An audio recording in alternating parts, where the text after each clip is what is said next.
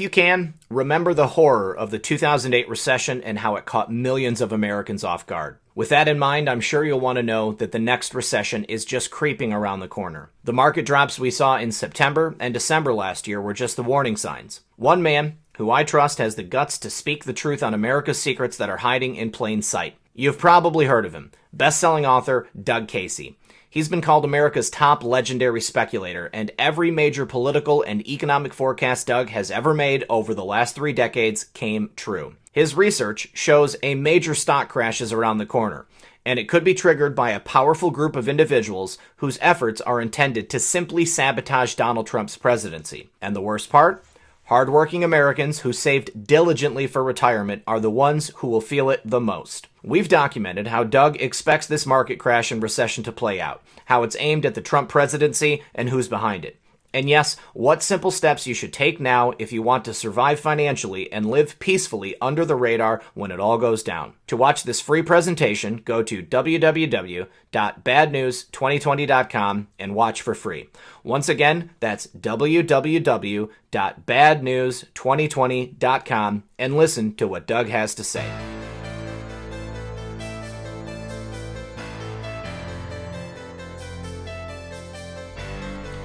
You're listening to Red Pill 78. I am the Corruption Detector, and this is your Red Pill News.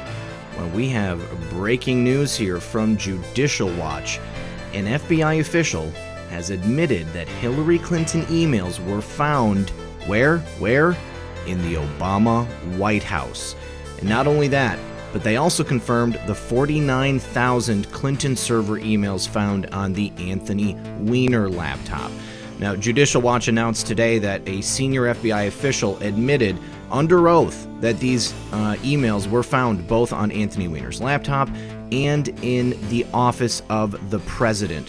And the person who admitted that was Bill Priestap. He was the assistant director of the FBI Counterintelligence Division, and he made this admission during a court-ordered discovery from Judicial Watch on this Clinton email issue. I guess U.S. District Court Judge Royce Lamberth was presiding and had ordered senior Obama administration State Department officials, lawyers, and Clinton aides, as well as Priestap, to be deposed so that they could answer these written questions under oath from Judicial Watch. And the court ruled that the Clinton email system was one of the gravest modern offenses to government transparency. This is all on record. Priestap was asked by Judicial Watch if he could identify representatives of Hillary Clinton, her staff, government agencies, a bunch of different places where these emails were obtained from. And he responded with this list, and this isn't even all of it. Brian Pagliano, Cheryl Mills, Executive Office of the President, Heather Samuelson, Jacob Sullivan, Justin Cooper, the United States Department of State, the United States Secret Service, and Williams and Connolly LLP.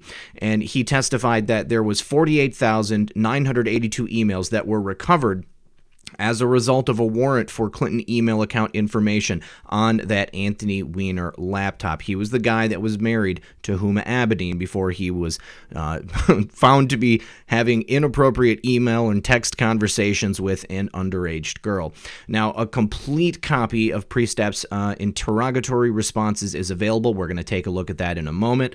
He's serving as assistant director of the FBI's Counterintelligence Division, and he helped oversee both the Clinton email and the 2016 presidential campaign investigations.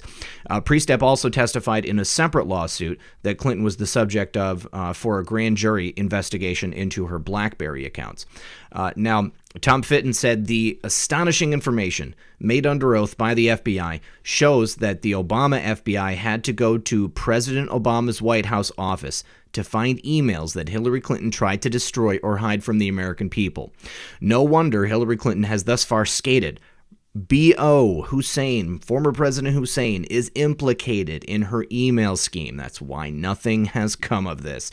Priestap was ordered to answer the questions by Lamberth in Judicial Watch's discovery so that they could get into the email scandal investigation that they have been attempting to push for so long.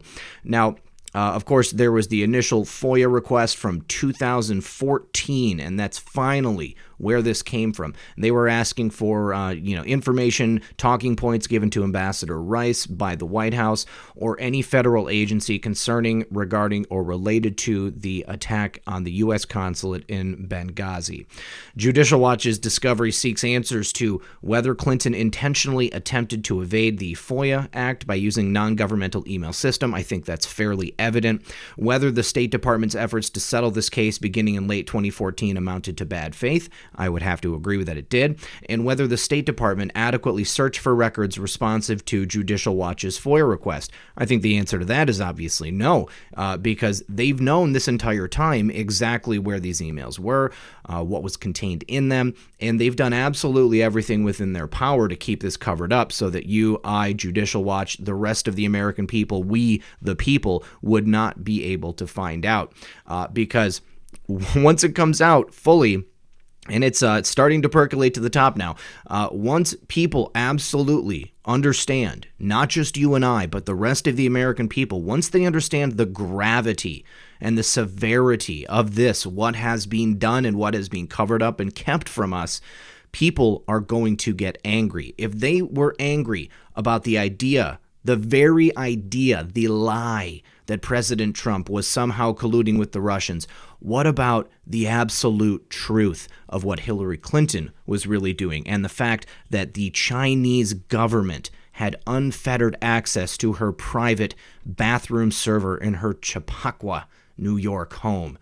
What do you guys think? We're going to go ahead and take a look at the pre-Stap actual testimony here right now. All right, here we have Bill Priestap's answers to Judicial Watch's questions.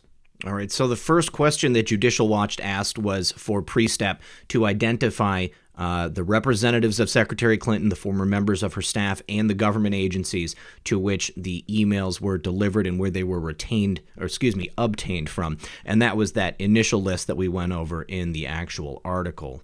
The next question was to identify the individuals who had the most frequent communications with Secretary Clinton that the FBI had attempted to interview. Now, after objecting to the question itself, Priestap answered that those three people would be Huma Abedin, Cheryl Mills, and Jacob Sullivan. The next question, question 3, would be of those people that Secretary Clinton communicated most frequently, which ones were interviewed, and that would have been all three. That was Huma, Cheryl, and Jacob. And then question 4 would be of those people, which ones did the FBI request records from? And of course, the FBI obtained records from all three of them. Question 5 relates to those records again, which ones actually were able to present records to the FBI. Of course, the FBI was able to get information from all of them. So it shows that there is quite a bit of data that has not been provided to Judicial Watch yet. And basically, it states that the FBI would have to go to a lot of trouble to comb through all that data to remove anything that would be privileged that Judicial Watch should not receive, and that it would basically be a lot of man hours and a lot of technical and human resources that they would have to put towards that effort. Question 6 is in regards to duplicate records obtained from all those people. Question 7 asks if of those people who were asked to provide records and who were interviewed, if they failed to provide any records. And Priestap, again, objects and says that none of them failed to provide any records to the FBI. Question 8 is in regards to the manner in which interviews were produced. Was it in person or was it by electronic means? And Priestap verifies that the FBI conducted voluntary in-person interviews with each of the individuals. Question 9 is about Hillary voluntarily giving everything to the State Department in response to their 2014 request, and they'd like to know if that was actually true. The next section deals with several 302s which were produced after interviewing Hillary Clinton, questions the State Department had about the gaps in the emails that she provided, the role of Cheryl Mills in the email saga, the role of others in also attempting to locate, quote-unquote, after they had been bleach-bitten and had their BlackBerries destroyed. Question 10 is when they ask him to identify the number of emails within the scope of the warrant. And Priestap verifies 48,982 email items were deemed to be within the scope of the referenced warrant and reviewed by the FBI. And lastly, Bill Priestap declares under penalty of perjury that the information he provided is true. There's his signature right there. So, new information on the Clinton email investigation verifying that Hillary Clinton sent and received emails to the Executive Office of the President. Now, the next question is, what exactly will be done with this information? I would imagine that Judicial Watch can use it to specifically subpoena and sue for additional information related to these emails, the number of emails. Bill Priestap does state that the number of emails discovered by the FBI may not necessarily line up with publicly available information due to the duplication process that sometimes occurs. But it just goes to show that Judicial Watch has much more information that they have filed FOIAs for and that they have subpoenaed for, and it has not been provided. So I would imagine this is going to really broaden the scope of the information that Judicial Watch can ask for. It also is a real bombshell because of the very fact that it states that the FBI had to enter the Executive Office of the President. They had to go and get emails which were sent and received between Hillary Clinton and the former President of the United States from her insecure private bathroom server. What do you guys think? Leave your comments below and let's talk about it. Now, with regard to the sharing of information from Hillary's server, as I said, the Chinese had access to the server. We believe that that sharing was done intentionally. That's what we were told. It was not a hack. It was the Chinese being given access. Now, of course, as a result, you've got Spooky Tony here. Tony is talking about that, and he says that all but 8 of the emails on Hillary's private server are in the hands of Chinese intelligence. We were, basically assuming this the whole time. As a result of that access, the Chinese are going to have absolutely everything that are on there. I'm frankly surprised that there are even 8 classified emails from the server that are not in the hands of Chinese intelligence. That leads me to believe that those 8 emails were probably sent the day after the server was discovered, and probably the Chinese access was revoked at that point. And additional bombshell information came out last night when Representative John Ratcliffe, the smiley guy from over the weekend, joined Jason Chaffetz, who was the guest host on the Ingram Angle. He confirmed that Comey, Yates, McCabe, and Rosenstein were caught lying on FISA warrants to spy on President Trump. So last night, John Ratcliffe joined Jason Chaffetz on the Ingram Angle to discuss all these developments that we've been coming to hear about so much recently. And former Rep. Trey Gowdy and Ratcliffe were the only Republicans to see the probable cause evidence and read the evidence last year behind those FISA warrants to spy on the Trump campaign and use operatives to inject themselves in to try to entrap him. Now, all that evidence, obviously, it's centered around the Steele dossier, which, as we know, was an unverified, complete snow job against the president that was paid for by the DNC. It was paid for by Hillary Clinton. It was passed through into the FBI with the help of Christopher Steele and, of course, the law firm Perkins and Pkwy. We know about that. Now, obviously, as a result of all this lying, Comey, Yates, McCabe, Rod Rosenstein, they are all going to have some major explaining to do. They apparently posted in big, bold letters, verified application, all in capitals, on all of their warrants to the FISA court in order to get those warrants to spy on Carter Page and the Trump campaign. So let's go ahead and listen to Representative Ratcliffe and see what he had to say, because he's always a treat to have on the show. Supposedly, Department of Justice had probable cause, right, to go and get this warrant to spy on somebody in the Trump campaign. But then we get to collusion and they find absolutely nothing. What's the disconnect here? Well, remember what Bill Barr said last week, that the the Obama Justice Department was spying on the Trump campaign. The question is, was there a proper predicate? Was there probable cause to believe that there was a conspiracy or collusion between the Trump campaign and Russia? So that's the question that has to be answered. Now, to be fair, just because Bob Mueller found that there was no evidence of a conspiracy or no evidence of collusion doesn't mean that there couldn't be probable cause to look for it. In other words, a good reason to believe that it exists. But here's the problem, Jason. As you know, Trey Gowdy and I think, were the only two Republicans that had the opportunity to see that probable cause evidence, to see all of those FISA applications in unredacted form. And they centered around something called the Steele dossier, which was entirely false and fake. And now Bob Mueller says it was false and fake. Because remember, the Steele dossier said that Carter Page was at the center of a well-developed conspiracy between the Trump campaign and the Russian government.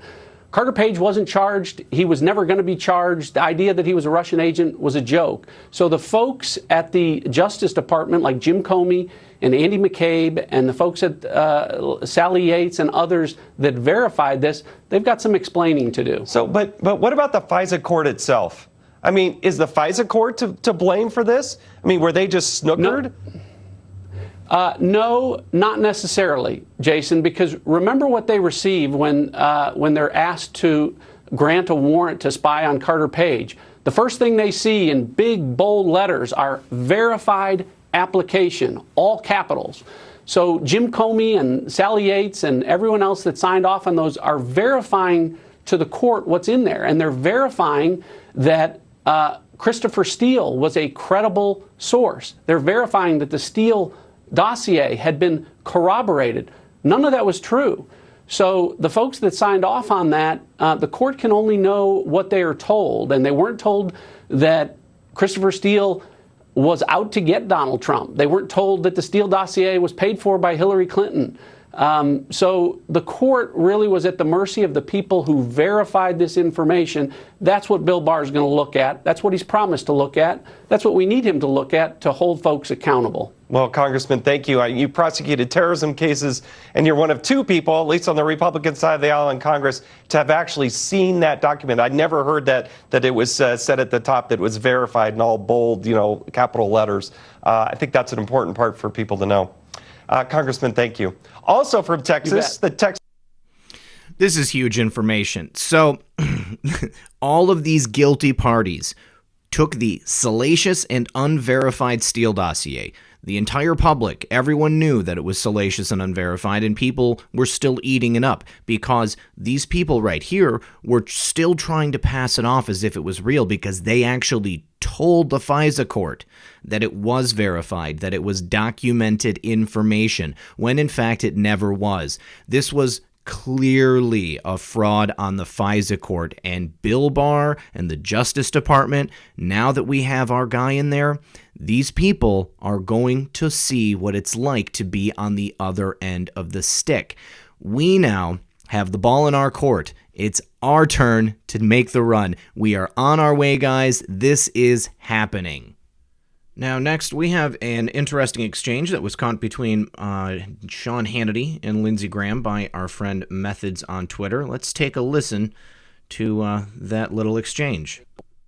The person who leaked to the Washington Post that General Flynn was being surveilled during the transition period, if you can find out that person, that's probably the one who started all this.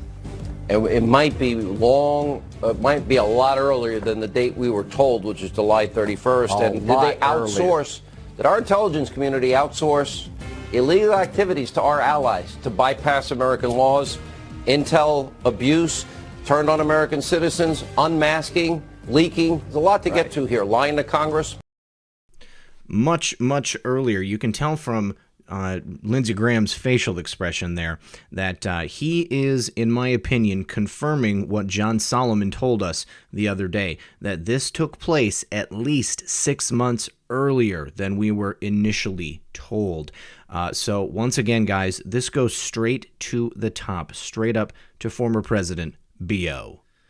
Now, in another moment of incredible hypocrisy among people in government or former people in government, John Brennan imagined on Twitter what it would be like if we did not have a president who had to obstruct justice. Former clown director John Brennan spewed more filth and vitriol on Twitter today and asked, just imagine if we had a president who did not live in constant fear of being exposed as a fraud, who did not have to obstruct justice to survive politically, and who had the intelligence, integrity, and leadership skills to address America's many important challenges.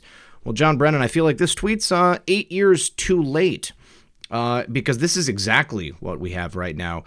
We have a president who has the intelligence, who has the integrity, and who possesses the leadership skills to address America's many important challenges. That's exactly what's happening right now. Now, of course, this tweet comes hot on the heels of the fact that the Mueller report actually found no obstruction of justice or collusion with the Russian government. But, of course, because it's redacted, John Brennan and his many friends in the Democratic Party and the fake news media are still up in arms because they can't see every single bit of information in there, even knowing that it's against the law for them to see that. The whole thing leads back to Mueller not finding the conclusion for obstruction of justice. Well, it's very simple. If there was obstruction of justice, then he would have stated as much, and he would have charged the president or attempted to charge the president, even belying the fact that the president can't be charged. In the commission of his duties, he is firing people, he is hiring people, he is speaking to people about investigations, things that are going on.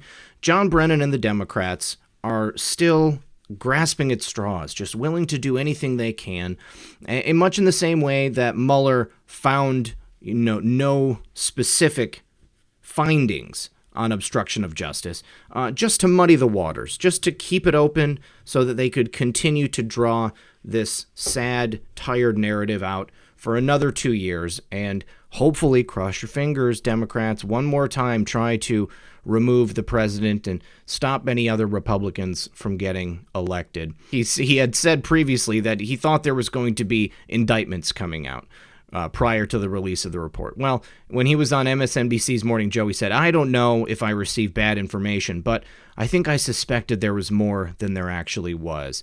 I am relieved that it's been determined that there was no criminal conspiracy with the Russian government over our election. And there was actually no obstruction of justice regarding this investigation either. Again, because Mueller would have stated it in his report. John Brennan and the Democrats are very, very sad. And it's only a matter of time until they will be facing justice themselves. And then one last quick little blurb here. The brothers that were accused of attacking Jussie Smollett have now sued his attorneys for defamation. They've said they've really called out Jussie Smollett. There was a press conference earlier today. I watched it this morning when I woke up. And, it's their contention that the statements made by Mark Garagos, Jussie Smollett's attorney, have essentially created an atmosphere for them where they're not able to work, they're not able to make a living. They've been defamed as a result of the part that they played in this whole drama.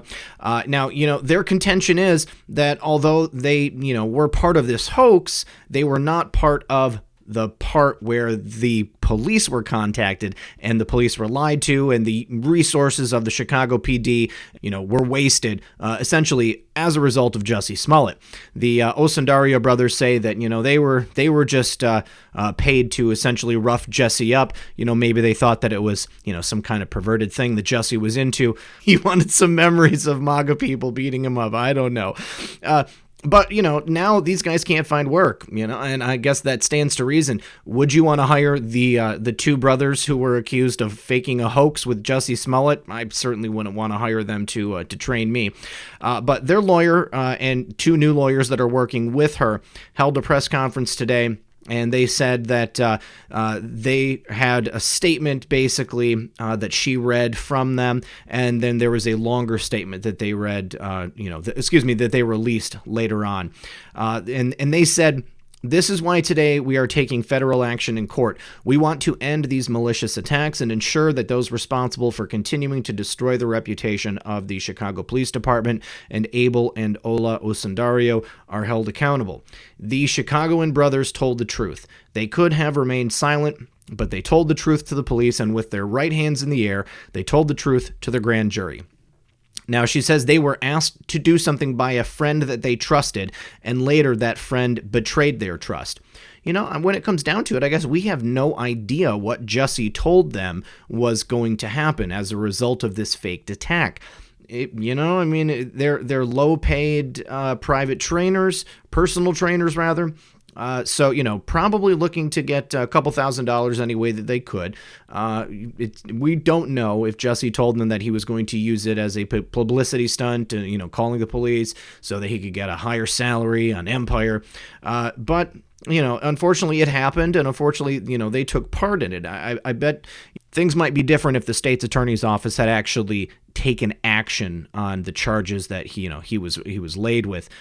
Now, of course, Garagos shot back. He said, "At first we thought this comical legal document was a parody. Instead, this so-called lawsuit by the brothers is more of their lawyer-driven nonsense in a desperate attempt for them to stay relevant and further profit from an attack they admit they perpetrated. While we know this ridiculous lawsuit will soon be dismissed because it lacks any legal footing, we look forward to exposing the fraud the Osundario brothers and their attorneys have committed on the public." Now, that's just incredible that Mark Garagos is going to come out and say something like that. Talk about perpetrating a fraud on the public, on the city of Chicago. Jussie Smollett has yet to pay back the $130,000+ that were spent in the commission of investigating the fake crimes against him. Now, with regard to how the brothers are, kind of coping with everything that's happened to them, their lawyer said that basically that Smollett took advantage of them. He offered them several $1,000s. He was, purchasing personal training from them. But she said they are remorseful for their involvement. That's without a doubt. I was there to witness their realization process, to see that this was something that was going to affect tremendous people across the board, have an enormous impact on minority populations. I was there to see that realization process, and they are remorseful for that. So maybe I've been unfair to the Osundario brothers. I have been, kind of assuming, what happened this whole time. But I think it's safe to say that Jussie Smollett took advantage of them in the same way that he took advantage of the Chicago Police Department, and also the sympathies of, tens of thousands of people, maybe millions of people across America, even more when you look across the globe. But in the end, Jussie Smollett is really the one that I want to see pay for this. And I guess I do feel bad for the Osundario brothers, because basically I think their lives are probably ruined, and it's going to be very difficult for them to make a living after this. So I think they actually do have standing in this case, and I certainly wish them all the luck in the world in their lawsuit against Jussie Smollett. And of course, Hillary Clinton is still on the road, still promoting her flagging tour. She's now discussing a roadmap to impeachment and says that Trump should have been indicted by the Mueller probe. Well, obviously, we know that she thought he would be indicted by the Mueller probe, but there was nothing there to indict him for. But apparently on Tuesday, just earlier today, she was at the Time 100 conference of the top celebrities for the year. She said, "I'm really of the mind that the Mueller report is part of the beginning, because there's still so much more that we should know and that we should act upon. And we're a long way from knowing, because we need to get the full report, the unredacted version." Well, obviously, she can't have the unredacted version, because that will give harm to ongoing matters of prosecution, which are going on as we speak. Hopefully, they include the journalist with the initials JA, and we can see these things actually start to happen sooner rather than later. Now, she talked about Trump's actions undermining the integrity of our government, placing personal or political interests over presidential interests. Very striking and extremely hypocritical coming from Hillary Clinton, knowing that she used a personal, private, unsecured bathroom server for her own convenience, so that she didn't have to worry about, tricky things like FOIA requests and disclosure of her illegal activities, or, the Chinese breaking into a secured State Department server, any of that stuff. So let's go ahead and take a listen to Hillary Clinton right here real quick. Describe actions that undermine the integrity of our government, that placed the personal or political interests of a president over the interests of the nation. And in so doing, we were able to make a case that was accepted by the Judiciary Committee that then voted out articles of impeachment on a bipartisan basis. So I know what it looks like, and I know what is required to do it in a way that wins the trust and confidence not only of the Congress but of the American people. But I certainly think that the roadmap, as some call it, Hillary Clinton will never stop. As long as she is alive and walking free on the streets, she is still going to keep running around the country, running her mouth, attempting to do whatever she can to talk about getting President Trump impeached or deposed from power. Now, we know that President Trump hasn't done anything that she's talking about. These are merely acts of projection that Hillary Clinton is throwing out there because it's truly her. She is the person who has done evil, horrible things that have been treasonous and against the best interests of the Republic and the American people. Hillary Clinton is truly a criminal. Hillary Clinton has been a part of a major coup to try to remove President Donald Trump. Now, we know that this whole Russia collusion thing was born out and started by John Podesta back in 2015. They had this as a backup plan, just in case. All right. They probably already had the investigation, the counterintelligence investigation going against Trump, because all of these various factions of this coup were working together to put it all into a big folder so that they could hand it off to the FBI and the DOJ and do whatever they could to get President Trump removed from office if it came down to that. But they really, truly believed that Hillary Clinton would win because they thought that they had rigged the election properly. Unfortunately for them, they were wrong. And now they are seeing that things are really beginning to come out because we have actual, real patriots running the Justice Department and employed at places like the FBI and within the White House. I certainly hope that President Trump doesn't have too many more moles or too many more spies left over from the Obama administration, but I know that the administrative branch of government is vast, very large. There's many, many, many Obama holdovers that are still left in there, but I think now we've gotten it whittled down to a very close, tight group of people that are all now working for the president. So it's up to us now, guys. We are in it to win it, and Hillary Clinton is not long for this earth in terms of her freedom. Now, one last story that I wanted to go over, speaking of the personal interests over the interests of the office of the president or of the American people. This is a nice little tidbit that I had missed from the Mueller report, but it claims that Russia actually taped Bill Clinton having phone sex with Monica Lewinsky. It was on page 109, and it was in the Mueller report itself. It said that the Russians intercepted a phone call of then-President Bill Clinton having phone sex with White House intern Monica Lewinsky. Now, apparently the claim is redacted, but sources have told the Washington Examiner that the context makes it clear exactly what was blacked out. Clinton allegedly was recorded by Russia in the 1990s, allowing Russia to learn of the affair before American officials did, and a reference to the Clinton intercept was redacted from the Mueller report to protect personal privacy. Well, everybody already knows, Bill. Everybody already knows exactly what you did. So this is quite interesting because it shows that the Russians could have potentially had some blackmail material on then President Clinton. Now, the claim comes up in a section of the report counting contacts between President Trump's son-in-law Jared Kushner and Dimitri Simes, the CEO of the Center for National Interest, which the Mueller team says has connections to the Russian government.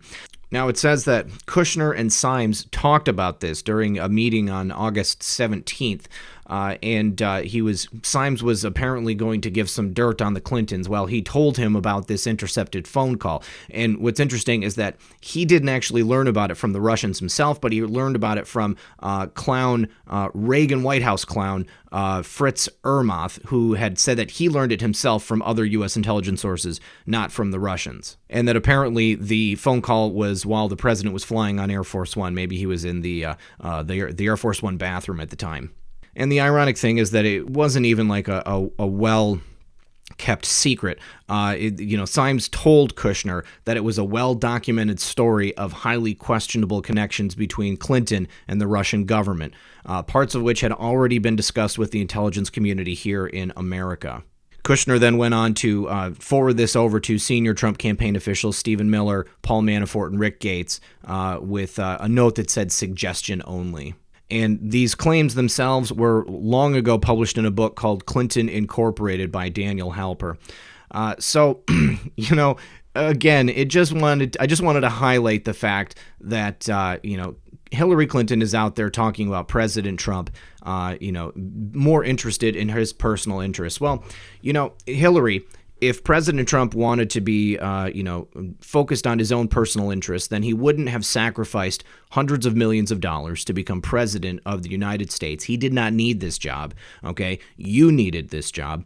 President Trump did not need to put his friends, his family, his close business associates under the scrutiny and the full weight of the U.S. judicial system and the intelligence community of the United States that sought to personally and financially ruin him so that he could not do his job that he was elected to do. President Trump has done absolutely everything from day one. He has acted the same. He has behaved the same. He has performed the duties that he described he would do during his time campaigning for the President of the United States. Hillary Clinton has been nothing but a liar the entire time that she has ever been in the public eye, let alone the time when she was out of the public eye and in the private life that she had for herself before becoming a public figure.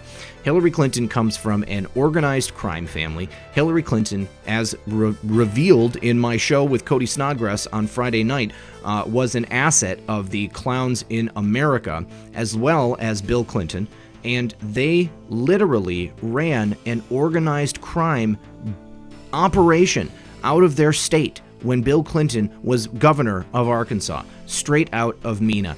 Now, we are going to probably hear some more information about things like this weekend. I just want to give everybody a preview. My guest this weekend on Saturday night is going to be Ella High Priest. Ella High Priest is he's an Australian. He's a bit of a hacker, and he's got connections to high-level people in both the British and the Australian government, not to mention contacts with intelligence officials here in America. We are going to be looking at documents. We are going to hear incredible stories about black ops money, black operations that have been perpetrated upon the American people, tying to things like Gary Webb and the Dark Alliance reported in the San Jose Mercury News before Gary Webb was suicided. And we're also going to hear about many things that deal directly and affect many of us here in America. We have corruption that is so systemic that flows to the highest levels. And my next upcoming guest is going to blow the lid on much of it. I highly suggest that everyone join us on Saturday night for Saturday Night live stream at 9 p.m. Eastern Standard Time. All right, guys, that's all I have for you today. I just want to say thank you very much for joining me. As always, this has been Red Pill 78. I am the corruption detector, and this was your Red Pill News. Good luck, everyone, and God bless.